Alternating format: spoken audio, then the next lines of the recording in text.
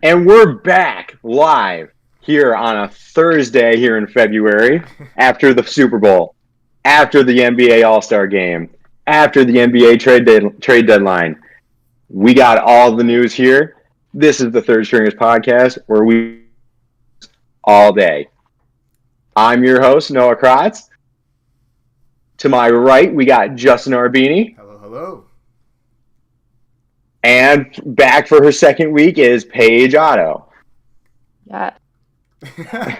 Let's go. Yes. Yes. We had to take a week. We had to take a week off. We had some technical difficulties. Most of them being me. I apologize for that, but we're back. How are you guys doing this week? I'm good. We have 8 inches up here in Mount Pleasant.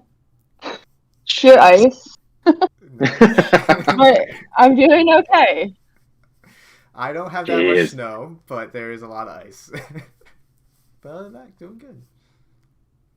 Parents are talking about how 60% of Illinois County is without power, and I have none of that. It was 65 and sunny here in Cleveland, so I had to rep the Cleveland shirt today. Oh God. Oh no. All right. Let's get into the quarterback carousel. The tag week is here. We got the deadline is, I believe, next. Actually, I think it's March 7th because then free agency starts the week after. But the tag deadline is open. We got a lot of quarterbacks that were thought to be going on the tag. Let's start with a weird one. All right, we're gonna talk about some quarterbacks that might have potential new landing spots or may resign.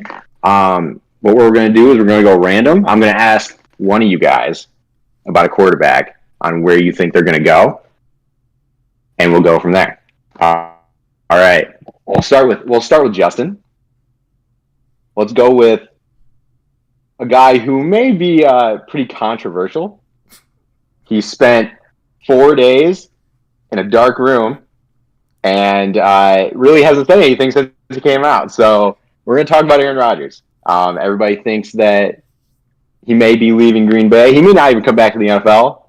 But let's hypothetically, he's got 60 million reasons to come back, right? So let's just hypothetically say that he's coming back. Justin, where do you think he's going to go if he's leaving the Packers? If he's leaving the Packers, which I don't know if he will. But if he is, okay, I'm saying he's going to the Jets. I saw it somewhere, and I think it's a great spot for him. I don't know, but then at the same time, he just sat in darkness for however long, so maybe he doesn't want to be in the city. So I think it'd be a cool spot for him to go play for the Jets and maybe bring some success to that. Or they did all right this last season, but take them further than where they were. And yeah, I like him there. I think it's a good fit. Obviously, he can't go anywhere in the Midwest because no one's going to want him there. At least I wouldn't want him on the Lions. He's not going to the Vikings. So yeah, I think going out east to the Jets would be a great fit for him. Like that, Paige. You grew up in a Packer household. What do you think? Yeah, so I'm not a big Packers fan, but my dad and brother are. So I hear, everything about him. He's been doing this for 3 years straight, saying, I might stay, I might go, I might retire. But I think he'll go to the Raiders. I think he'll reunite with Devontae Adams. I think it's a big market out there, and the Raiders are trying to fill a void with Derek Carr leaving. And I think he'll play there, get his money. I think he has, $50 million left. So I think he'll get his money, maybe finish out the season with the Raiders, a little over 500 and call it a day. Okay. Yeah, I thought that too. He was going to go to the Raiders. But I think the sneaky trade option, Packers are looking for a long-term quarterback. Ravens are looking for someone who can win now. Honestly, I don't know who says no to that trade. Because it may be straight up, it may not be. You might have to work out some picks here and there. Honestly, though, Ravens are built to win now. They have a run game. They have a good line. The wide receivers are iffy, but you can spend some money in free agency if you need to. Honestly, I think a big trade would be Lamar Jackson to the Packers, build that team up, and Ravens get their quarterback now and make a Super Bowl run for one more I say year. no to that. Maybe two. If I'm the Ravens, I'm giving Lamar the money. Why would I want old man Rodgers when I have Lamar Jackson, the dual threat quarterback god? And also, I don't think Lamar, like, maybe the Ravens would say yes, but I feel like Lamar would say no because that's kind of like his team. Does he want to go to a team and build that up again and kind of start over? But that would be crazy though if that actually happened. It'd be a crazy trade. I think Lamar has been waiting for an opportunity where he's got good wide receivers. He can kind of showcase what he can do rather than just running the ball. And the Ravens are just so run heavy that the trade might not work out with Aaron Rodgers either because Aaron Rodgers loves to throw the ball. It might not work out personality wise, especially with Aaron Rodgers. I don't think him and Harbaugh would get along very well. I don't know. I still like that trade option, though. I think it really keeps it interesting. It's an option. We'll say that. It's an option. All right, Paige, let's move on. Let's go to Jimmy Garoppolo. Jimmy Garoppolo's coming off a season where he was benched. He was going to be the second string, be the backup, just in case an injury happened. And, oh, look, an injury to Trey Lance. He gets his opportunity. He gets hurt. Brock Purdy takes over for him. I don't think anybody really expects him to come back to the 49ers, but there's a good chemistry there. Do you think he's going anywhere else, or do you think he's coming back to the 49ers? I think this is a hard one because I saw like multiple landing spots for him. One I thought was interesting was the Patriots, because he was drafted there back in 2014, and Bill Belichick. I mean, I don't know. Maybe he wants him to replace like what him and Tom used to have. I mean, Mac Jones is, I don't know. He played really bad this year and kind of just stunk. So, I mean, it depends what Jimmy wants to do. But like you said, they have Brock, they have Trey Lance coming in, and I don't think they're going to have as many injuries as they did this year. So I think he's on his way out. I'm not like 100% sure where yet. Justin, I know you're a big Patriots fan. I am a big Patriots back in the day. Yeah. I don't know if you're still a Patriots fan, but I guess I still am, just because I did love the Patriots for so long, because I was, Tom Brady fan, Michigan man, all that. I don't know. I think Jimmy G kind of has it made in terms of backup quarterback's the easiest position to play. Like, why put yourself out there for, I don't know. I guess if you're trying to, win a Super Bowl and stuff, like, the ego starts to take over, and if he wants to be the guy, then yeah, that's not a bad spot for him. I think him and Belichick could do all right together. But if I'm getting paid millions of dollars to be the backup in San Francisco, like, you're in warm weather, you're having fun, I don't know. I don't know why you would leave, especially if you could potentially win a championship with that team. Like, they are a championship level team. Ow, sorry. So, I don't know why he would leave, other than if he thinks that he needs to win a Super Bowl. But at the same time, what legacy does he have already, right? He hasn't done anything too crazy already. Why take that chance? It's up to him, I guess, to decide. But I like to see him staying at San Francisco. I like that. They even could trade Trey Lance if they need to, because Purdy's the guy right now. Do they have to re-sign Brock Purdy? I don't think so. No. Okay. No, Purdy was a rookie last year, so he has, I think, 2 more years. Okay. I think it's 2, because when you go that late, I think it's a 3-year contract rather than a 4 or a 5. But yeah, you got Trey Lance still, you got Garoppolo, who technically is a free agent. But I could see him going back. Yeah. Depends how they kind of view all of their quarterback situation right now. But honestly, it's not a bad situation because you have 3 viable quarterbacks that could play the position and work in a Kyle Shanahan offense. True. All right, Justin, let's move on. Derek Carr. He had a bad situation. It was a bad ending to a bad relationship. Made a couple of playoff runs, got them through the John Gruden, Henry Ruggs situation, but then ultimately he got benched at the end of the year, and it kind of left a bad taste in his mouth. So nobody is saying he's going back to the Raiders. Where do you think he's going to end up? Rightfully so. I mean, like you said, he kind of got that team through.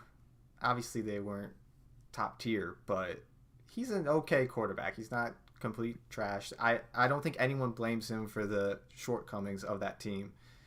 And to see him benched at the end, it's like, okay, it's just a shot at him, in my opinion.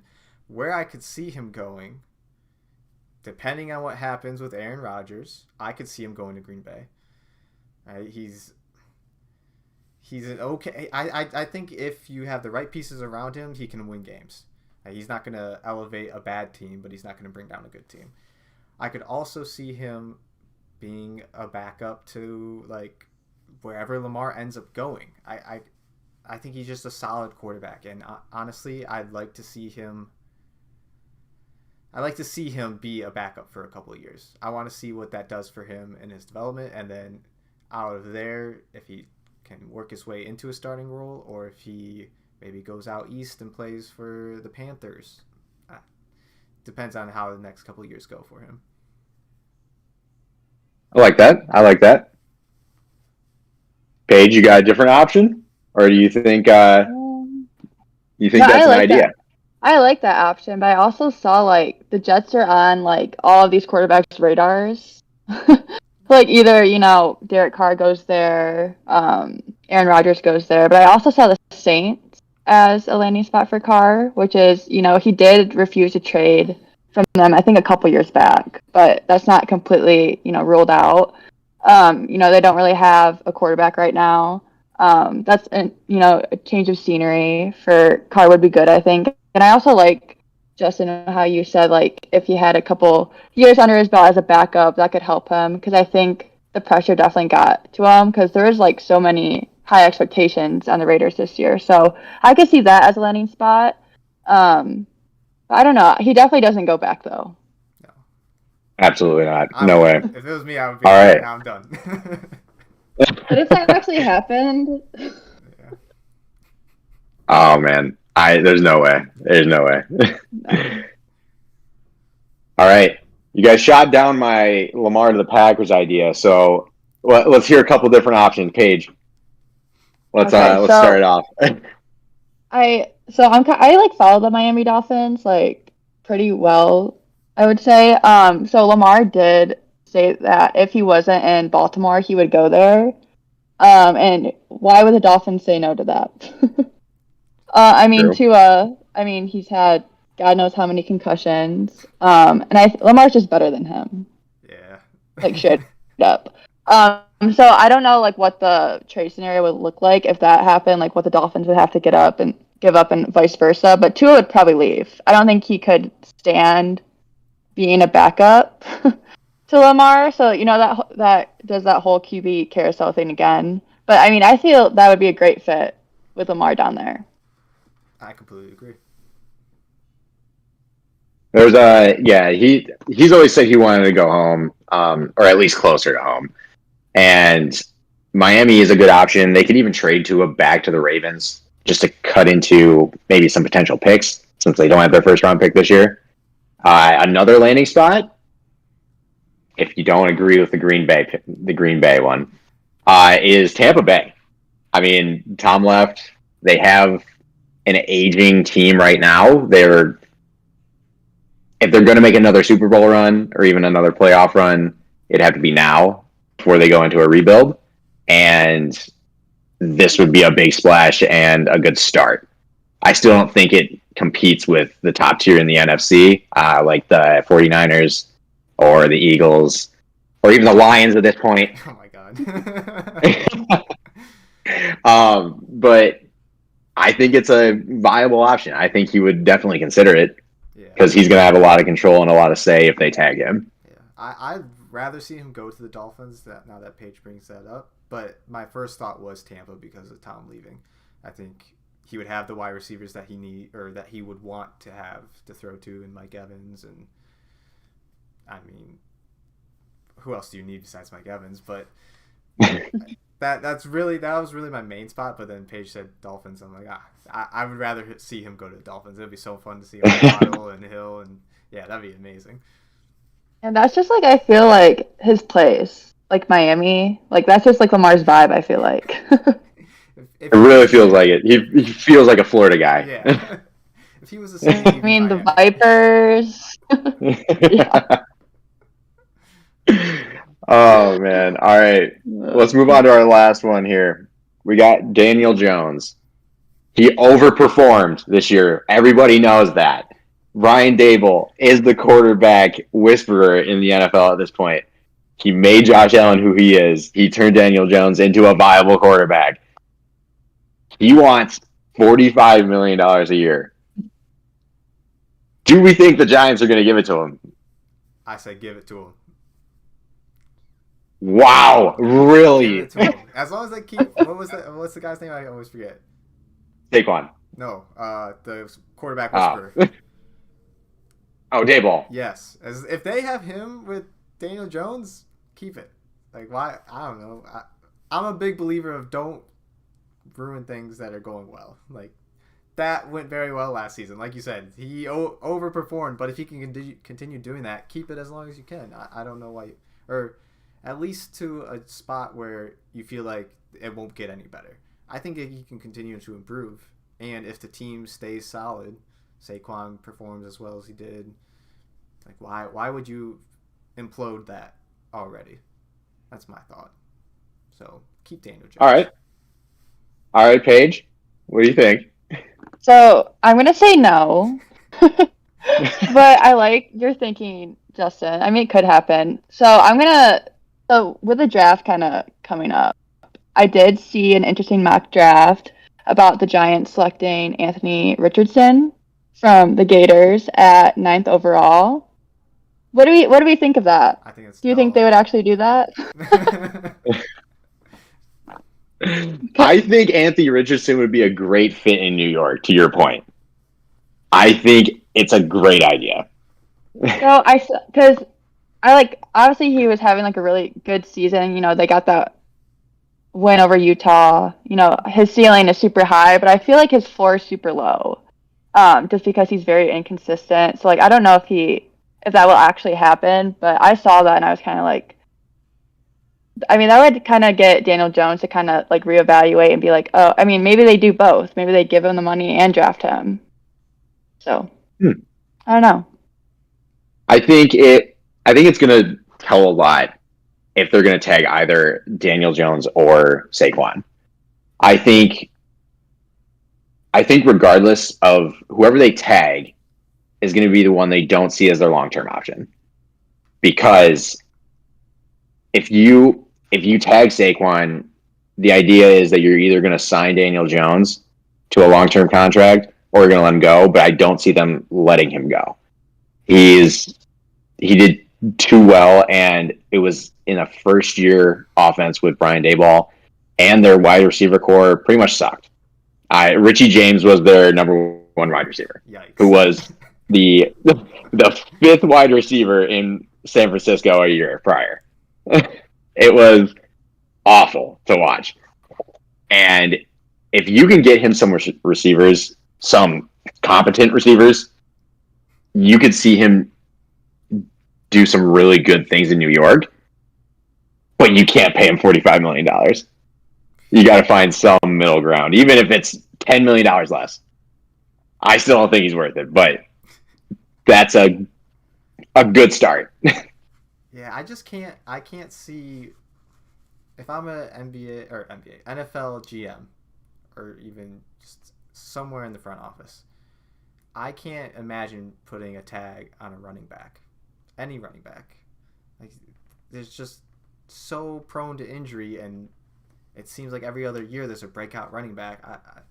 I just wouldn't do it. I would always bet on a quarterback or like a star defensive player that you think can withhold some time. Putting a tag on Saquon after you know he's been injured before, to then potentially lose Daniel Jones, draft a rookie quarterback who you don't know how he'll perform, and then game 2 Saquon tears an ACL again or does something. It's like you're shooting yourself in the foot, in my opinion. But who knows? That's also the Giants haven't been doing very well recently, so maybe they will do all of that. So, do you guys think the Giants will pay Daniel Jones first, or the Ravens will pay Lamar Jackson first? Oh, Giants will pay Daniel Jones for sure. Yeah. I saw a rumor that Lamar is asking for more guaranteed money than Deshaun Watson got, which was a very weird situation because Cleveland was very quarterback desperate, and they overpaid and fully guaranteed the deal to convince him to come there. And there's no way the Ravens are going to give him that much guaranteed money. Which I think is dumb, because I think Lamar is... If he had good wide receivers, I think he'd be top 3. But we don't know that because we haven't seen it, so it's tough. Even in a different system, I think Harbaugh does a really good job, but they have been so run heavy for so long, and it takes away from Lamar, and I think he knows that, which is why his asking price is so much at this point. Yeah, if they're going to keep him, get the bag, right? Yep.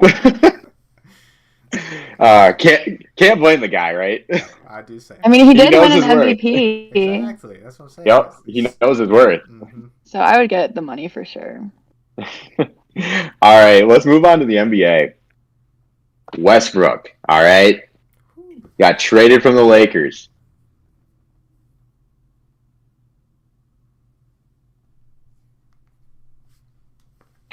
Steins, I have so many questions on this. I don't think it's a bad deal, right? But does Westbrook make the Clippers better? Yes. Okay. So he does. So him and Paul George obviously played together in Oklahoma City. Yes, they did lose 3 years in a row, back to back, in the playoffs. But besides the point, I mean, they get each other. They play very well together. You know, Paul, he can space the floor for Russell when he drives. I also think the Clippers is a better fit for him. And really knew how to play him. I don't think Russell knew how to play with LeBron and AD. And I did think he did well in the bench role, and I think he'll probably come off the bench with the Clippers. But the Clippers also have Kawhi. So, sure. I mean, and they're based, and, you know, they have, I'm trying to think. Who do they sign in the trade deadline? The Clippers? Oh, Bones Hyland. Yes. I mean, Bones, he's okay.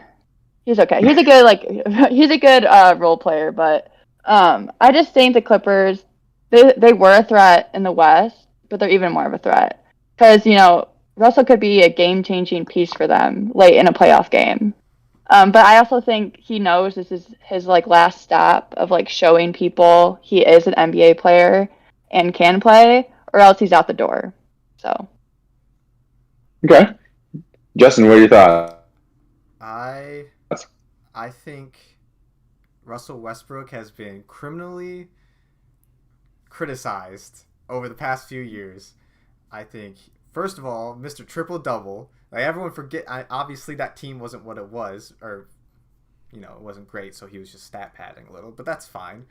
Still hard to do that. To Paige's point, when Paul George came, he made Paul George a much better player. That was the best we've seen of Paul George in years. When he played with James Harden, he made James Harden better. When he played with Kevin Durant, he made Kevin Durant better. Like, he has proven over and over again he can play with people that are a number one above him. And with LeBron, there's been the criticism of LeBron building this team around him, but then he's not utilizing those players to the best of their ability. Kyrie, he kind of ran Kyrie out of the Cavs. He's done it with Chris Bosh and Dwayne Wade on the Heat, where obviously they played well, but he was stealing their thunder instead of making them better. Thunder. Yeah, I think that's what happened to Russell Westbrook. That plus all the pressure that was put on him to like be the spark they needed when that shouldn't have been the case. I think coming to the Clippers, one, he's wanted. Two, it seems like out of the pictures and videos I've seen, he is enjoying his time there. And then three, comes down to Kawhi Leonard. NBA MVP. Did he win MVP? No, he won 2 championship MVPs, Finals MVPs. Yeah. He, Yeah. he has been an NBA champion multiple times. I don't think Kawhi is one of the selfish players that's going to put the blame on Russell Westbrook like AD and LeBron ultimately did. They could have shouldered the responsibility and they didn't. So I don't see Russell Westbrook coming off the bench. I think he should be starting. I don't know why they wouldn't start him. Maybe limit his minutes and have him play more with the role players just to kind of keep the pace going. But I would start him. I would try and get his confidence back up and get him to, some of his former glory that I still think he has. Also, another point, when he was on the Wizards, he made Bradley Beal better. So there isn't, I don't know the narrative of him being a cancer. I think he'd be a great fit for this team. So I agree with you guys in everything that you guys just said. The only thing is going to be, will he actually make them a title contender? Does his impact in the playoffs make them a title contender? The West is stacked.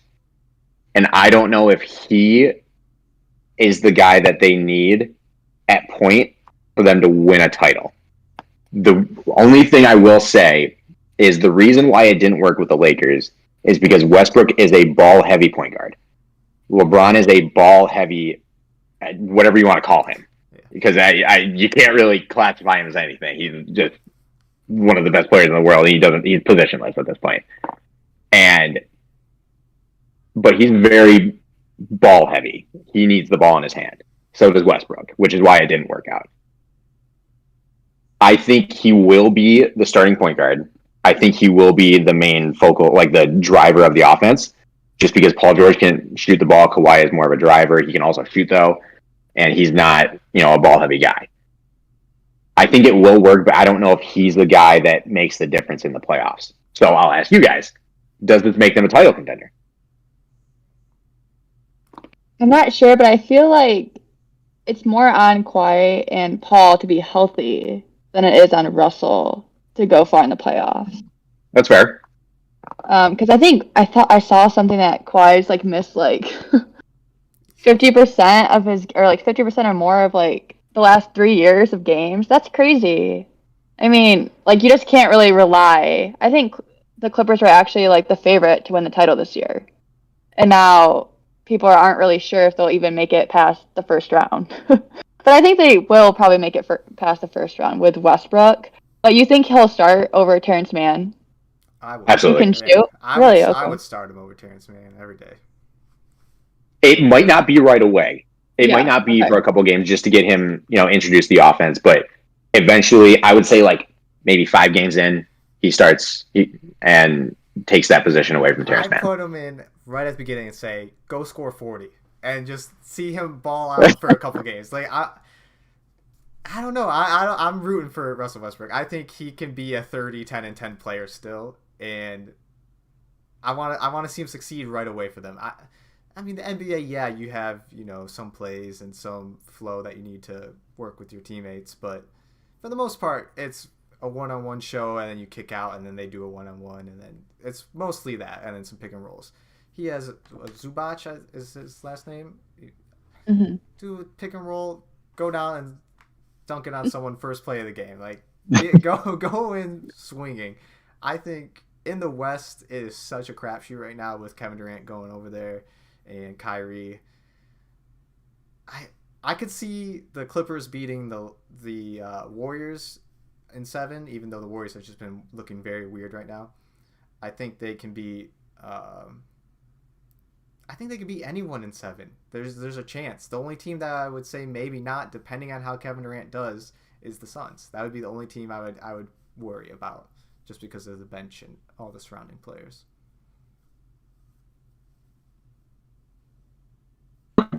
I see you guys' point. The only thing I will say is if they start him right out of the gate, they have to stick with it because Westbrook is a guy where if it looks like you don't believe in him, he won't thrive. Yeah. And that's what happened with the Lakers. Yeah. So if you start him right away, you got to stick it out through the rest of the season. Man. I'd love to see it. Now that you mention it, Justin, I'm looking forward to the Russell Westbrook revenge tour on the playoffs. Oh, I'm so excited. Wouldn't that just be like so awesome? if the Lakers make it and somehow they're matched up, I don't know how they would. Or if they, I would love to see them sweep. Oh, man. Let's go to another talking point in the NBA. Obviously, the All-Star break has come and gone. NBA games are back on tonight. But let's talk about All-Star weekend, all right? 3-point contest is always pretty thrilling. Damian Lillard finally won, and very well deserved. The guy's a fantastic shooter. If Steph Curry wasn't in the game right now, he would be the best shooter that we've seen in a long time. Whoa. Let's talk about Let's talk about the dunk contest. Matt Mclung, of all people, a G Leaguer, came in and won the dunk contest. If that doesn't tell you how NBA players view the dunk contest now, I don't know what will. Because we have a G Leaguer participating in the dunk contest when Michael Jordan competed in the dunk contest. Hey. Blake Griffin. These were big names. Don't talk down. And now it's turned into, hey. I just don't know what to say. I don't know. Is the dunk contest dead? Okay, first of all, let's give McClung his props. He did a great job. And he's on the 76ers. Give him his flowers. He was pulled up to the 76ers, so he is an NBA player. Fully. Fair. Yes. So we'll give him that. Fair enough. And he's been doing this since high school. Everyone was kind of just excited to see it. Like, that's what he's known for. Is it dead? Probably. They probably need to do something. It's just hard to incentivize it and tie it into the season somehow. And obviously giving players money isn't going to do it because they're millionaires anyway, so what does it matter? An extra however many dollars you throw at them. It's just... And I don't know where they got it from, but it seems like they're afraid of getting injured, which is fair. Like, you don't want to go out for a dunk, tweak your knee, and then you ruin your championship hopes because you were participating in a dunk contest. That's fine. Has that happened to anyone? I can't remember if it has. But, like, the dunk contest will never be good unless you're getting the top 3 or 4 guys in there every year. Like, LeBron should have done it at one point. Him not doing it kind of killed it. So screw you, LeBron. You ruined the dunk contest. But yeah, I think it's dead. I don't know what they need to do to revive it, but it's over.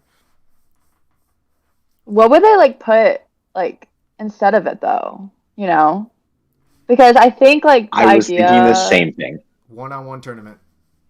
Yo, I would like that. No way they do that. But the thing is, you would have to get the best players though to do that, and they would not do 1-on-1 because they don't want to get crossed up or whatever. Yep. What they could do, is fan against player, and obviously it wouldn't be like a top tier player, like 16. Oh God! 16th man on the roster against a fan who's been training for 7 months.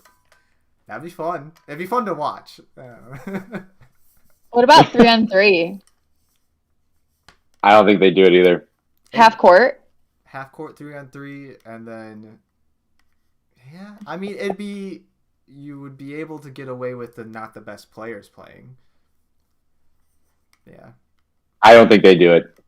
I think everyone's biggest risk is getting injured, and I don't think a 3v3 contest would look good if someone got injured.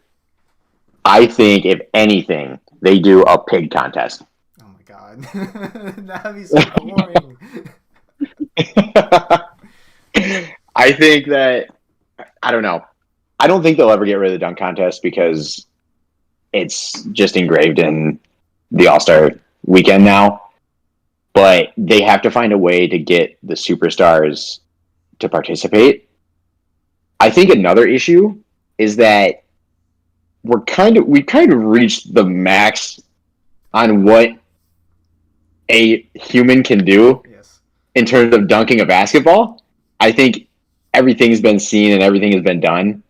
I think there's very few that could impact the dunk contest anymore. Now I think it's Zion, it's Ja. Even Aaron Gordon probably still could. LeBron probably still could. But there's not many that could greatly impact it anymore.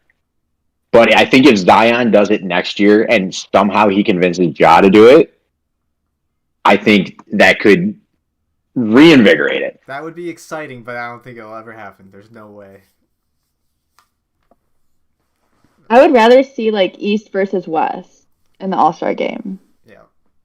Yeah. than because it's just such like a show now, and like Yeah. I think like the best part for me was when Jason Tatum and Jaylen Brown went like 1-on-1 like a few times down because it was like they're actually trying, and everyone was like, oh my God, like but then. Like they're kind of like getting like excited for it, but the whole game was kind of just like pick up. Like it's fun for the players for sure, but like to watch is kind of just like I paid all this money to be here, but like also like the rich and like the celebrities go to the game. They're not really like selling to like the average fan. Right. So I think they need to find a different way to bring East and West back and to make it competitive. I think that's the only way that people will watch it. They'll get the views up. Because like you said, they're not really trying. It's just like pickup, and they have bigger concerns than playing an All-Star game. I get it. There's nothing you can really do about it. I think they could somehow incentivize it. I did hear one pitch that was you go back to the traditional way of going East versus West, and you make it competitive by impacting the finals. The way you do it is whoever wins the game, kind of like how Major League Baseball does it, whoever wins gets home field advantage or home court advantage for Game 7, which could greatly impact how they view it, especially like the big names who are competing. Yeah, I just can't see them doing that because unlike baseball is strange, I guess, but it's just strange in the concept of you have a pitcher and the pitcher dominates, then the team won, right? But for basketball, it's a team, but it could very easily just be, give LeBron the ball, have him just go to town because his team's going to go far in the playoffs, and he wants to have the home field or home court advantage, and then it's going to be weird like that. And I don't know if anyone wants to see just the two favorites out of the East and West just trying to ball hog and score as much as possible. I don't know. It'd be weird. I feel when it comes down to it, I think the issue is the NBA season is too long. And I know we're kind of going off topic. The NBA season's too long. Players are worried. What would you want it to be? I would like to see it closer to 40 games. Cut it in half. Cut the season in half. Right now, the games don't matter as long as you're a top 10 in the league. Players are worried about injuries, so they're sitting 20% of the games. The All-Star weekend doesn't matter at all. I think you should do 40 game season. Halfway through, you do this All-Star thing where maybe it doesn't affect the finals, but it does something for the playoffs. I don't know if I as a player, I would be upset if I'm undefeated in the season. We lose this All-Star game because my teammate missed a wide open three, and he's worst he's on the worst team in the league anyway. So it's like that sucks. But then you still have to incentivize it enough to get some sort of action. I think it all comes down to the NBA season is too long, and players just don't care about these small things because they just want to make it to the playoffs and hopefully have a run. So, what if they did like a mid-season tournament that like affected like what seed or like home field advantage for the playoffs, like to kind of split it See, up? I've heard this pitch too. I just don't. They would have to figure out how it would work in terms of how it would affect like the playoffs and everything. And I don't hate it. It's just hard because once you do it, you're kind of committed to it. I don't really know how you could go back. So with baseball, it's easier because you can try it in like the minor leagues, which is what they're kind of doing with like pitch clock and everything like that.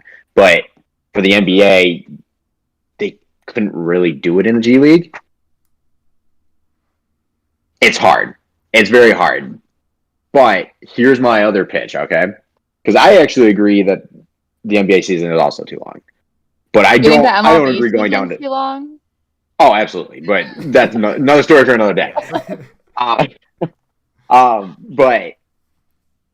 I wouldn't go as drastic as Justin's saying. I think if you go down to like maybe 68 games, something not as drastic as cutting the season in half, where you don't have back-to-backs, you don't have games that are close together where even like the superstars aren't playing because they're doing like rest and game management. You would get the fans going to the games more because they know that the superstars are going to be playing, and it's not as drastic as cutting the season in half and cutting like dollar amounts in half as well. Slash them. They don't need that much money. I think it'd be so much more enjoyable to go to if it was a 40-game season and every game matters because you have to be, and also you'd have to get rid of the play-in game because you need it to matter more. Yeah, I also think maybe they need to cut the first couple rounds of the playoffs down to 3 or 5 games. They're not going to play any basketball at this rate, Justin. But if you think about it now, they're barely playing anyways. Half the stars are sitting out every other game. Yeah. You got injury. It's the highest rate of injuries for some reason. I don't understand how it's working because you have the best medical you've had in the however many years the NBA has been around. And it makes sense, right? They're resting their players so they can play longer. But if you're not, I don't know. I'm a firm believer in like the NCAA March Madness, right? You get one game, you win or go home. Sure, your regular season isn't as exciting, but you still need to be top of the records to be considered for the tournament at least. So I think, and that's why people love watching NCAA so much. You get the best teams playing as hard as they can every game to make the bracket, and then if they need to win every single game or it's a bust. So I get the NBA's different, but still, it'd be more exciting. And don't do a win or go home, but maybe a 3-game for the first round, a 5-game for the second, 7-game for the, or Everyone just needs to be like Anthony Edwards. Exactly. Just play. Yep. And everybody questioned him going into the NBA draft on his commitment, and this guy's playing every game. Sure. Hard to argue that. I mean, the guy is clearly showing his commitment to the game. It's his team. All right, after topic. it is 100%, 100%. All right, after going down that rabbit hole, Yeah. thank you, Justin. It's fine. Let's go to our favorite segment at the end of the podcast, Twitter fingers. There's a lot of speculation going around that the Rams are going to release Jalen Ramsey, and Amon-Ra St. Brown was doing his best pitch to him, saying, "Come to Detroit, come play with Goff again, and let's make a run." Clearly, the Lions need the cornerback help, and he would be a huge upgrade. Micah Parsons decided to tweet at him and say, and I quote, "I'm sorry, no one going from LA to Detroit," with a laughing emoji. Hard to argue, but if he's going for another championship run, Detroit's not a bad option. So, did this fuel a fire underneath the Lions? And did this build like a feud, or do we think this will just be swept under the rug? Paige, you go first. Ugh. I can go first if you like. No, you can go first. I want to hear what you say. I think Micah Parsons needs to watch out if he's coming to the 313. Okay, there's gonna be some people at his throats talking smack and not doing nice things to him. But that's just that's Detroit. That's how we are up here. I don't. The only way I can see him saying that, which I mean, like you said, there is some truth of it. Who's going from LA to Detroit? Okay, that's fine. The only way Michael Parsons is saying that publicly, knowing that there will be some sort of, something will come out of this, is he wants Jalen Ramsey to come to the Cowboys. That's the only logical thing I can think of why he would say this. And if he's not saying it for those reasons, then I think it is more fuel to the fire for the Lions. They're going to... I know the schedule came out recently. I didn't see it, or I don't remember if they play the Cowboys. But that's going to be a bloodbath, I hope. And Michael Parsons is going to have to live with it. If Jalen Ramsey goes to the Lions, I think he will help, but I hope they don't pay him a significant amount. That's my take on that. So what if Micah Parsons is just trolling? I mean, he's done this before. He's he's kind of like KD on Twitter, just causing a storm. I mean, honestly, who wouldn't be doing that to start up? It's kind of funny. Because he did, I don't know if you guys remember, earlier this year, he tweeted something out to Lane Johnson about they should win the Super Bowl for their division, and he kind of got shit for it. But basically, he's not throwing shade at him. It's kind of just he's supporting him and stuff. So maybe it's kind of I don't know. Maybe I'm going on a conspiracy theory route, but maybe he goes to the Lions. He could totally be trolling. I mean, he's very active on Twitter, and he tweets a lot, to be honest with you. But I don't know. I think this was a little more malice in here than people realize. I think he's scared. I think he's scared the Lions are going to be better than what some players I think in the NFL think will happen. So, Justin, since you have such a high take on the Lions, if they add Jalen Ramsey, where do they end up? To be honest, I don't. But I think the Lions are a good team. I think the morale has been significantly boosted over the last year and a half. I think they are a playoff team next year. I don't know if they'll go far by any stretch of the means. Jared Goff has proven he can get there, so that's good. I like Campbell. I like most of the team. I don't see how they could win a Super Bowl next year, even though some people are saying it. At their best, maybe, but the consistency isn't there yet. So I think next year will be huge for them to solidify the team chemistry that's going on. Hopefully everyone stays. That's always the big doubt. Everyone stays and everyone's healthy, and then maybe after that they push for it. I don't know if Jalen Ramsey's going to take them to the Super Bowl next year by coming to the Lions. They need more work than that. Yeah, I agree. I think they make the playoffs. They need a playoff win.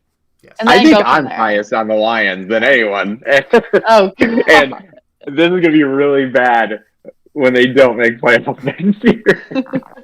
I've been low on the Lions every year since 2012 or 2010. I don't know. Every year since I can remember, actually caring about the Lions, not just being a kid. You can't blame you. Yeah, just let them win a playoff game, and then all of us can go from there. Exactly. Yep. Win for Detroit. All right. That concludes the podcast. Catch us next week. We're going to talk about some more NBA draft stuff coming up. Hopefully some tag news, and we'll talk some more on the NBA. All right. See you guys next week. See ya.